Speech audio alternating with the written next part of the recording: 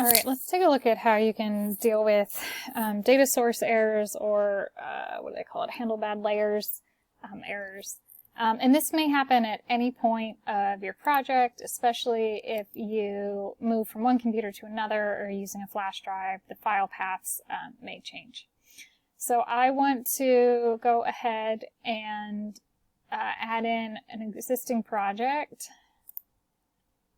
And you'll see that I get this warning, handle bad layers. This may also pop up as an error in here that just says repair data source.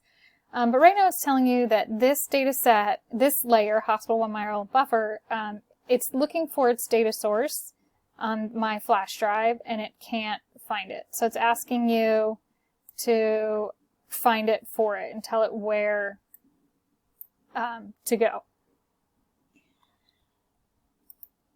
To address this problem, all we need to do is tell it where to find this data. Now, you may have moved your file path, and then you would browse to maybe the new file that you have. In my case, I physically took my flash drive out, so I'm going to plug it back in.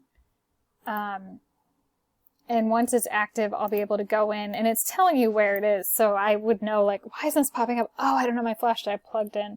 Or I'm on a new computer and my flash drive has a different drive letter, so I have to go find the right drive letter, go to the folder that it's in, and find that shapefile. And then once you do that, everything will pop up and it problem solved.